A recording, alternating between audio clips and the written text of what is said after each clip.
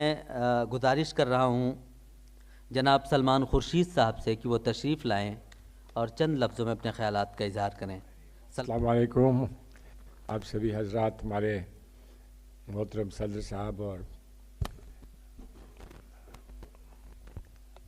میزان سوسائٹی کو انجام دیا اور جنہوں نے اتنا ایک وجود اس کا قائم کیا اور وجود قائم کر کے آج اس مقام پر پہنچایا ہے کہ وہ لوگوں کو اعجاز سے مقبولیت دے رہے ہیں۔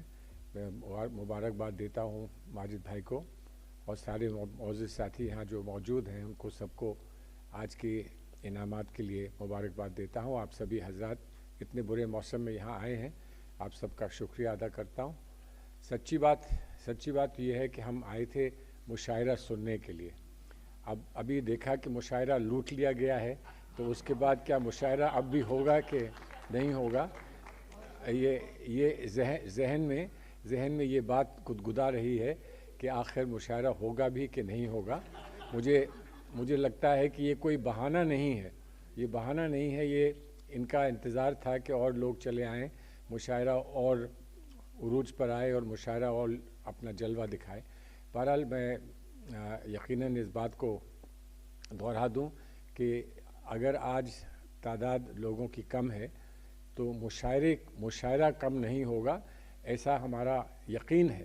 مشاعرہ اس کمی کو دور کر دے گا جو یہاں پر اگر تعداد میں کمی کی وجہ سے کچھ مانا جائے تو مشاعرہ یقیناً اس کو دور کرے گا۔ میں آپ سب کے لیے دعا گو ہوں کہ آپ کو اللہ تعالیٰ کامیابی دے، اور وقت یہ ایسا ہے کہ یقیناً جو پیغام ہم کو پہنچانا ہے، پورے ملک میں پہنچانا ہے، اور جو ان ہمارے معزز ساتھی یہاں لوگ ہیں جن کو ایوارڈز دیے گئے ہیں، جن کی خدمات اور جن کے خیالات نے چاروں طرف روشنی پھیلائی ہے، ویسے ہی امید ہے کہ آج اس مشاعرے کی روشنی چاروں طرف پہنچے گی اور آپ اس روشنی کو اور دور تک انجام دینے میں کامیاب ہوں گے۔ بہت بہت شکریہ۔ السلام علیکم۔ بہت شکریہ سر۔ ماجد دیوبندی صاحب کا شکریہ ادا کروں گا کہ انہوں نے میرے والد کے نام پہ ایوارڈ شروع کیا، اور پہلا ایوارڈ جو ہے وہ مجھے ہی دیا ہے۔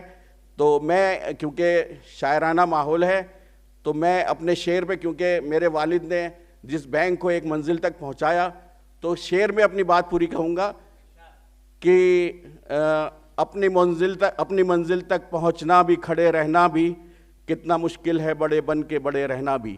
بہت بہت شکریہ۔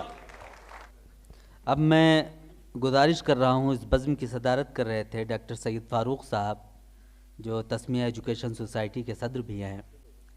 میں نہایت ہی عزت و احترام کے ساتھ ان سے گزارش کر رہا ہوں کہ وہ تشریف لائے ہیں۔ بہت بہت شکریہ قمر الحسن صاحب۔ ایک شعر تو ماجد دیوبندی صاحب کا ہے: اللہ میرے رزق کی برکت نہ چلی جائے، اللہ میرے رزق کی برکت نہ چلی جائے، 2 روز سے میرے گھر میں مہمان نہیں ہے۔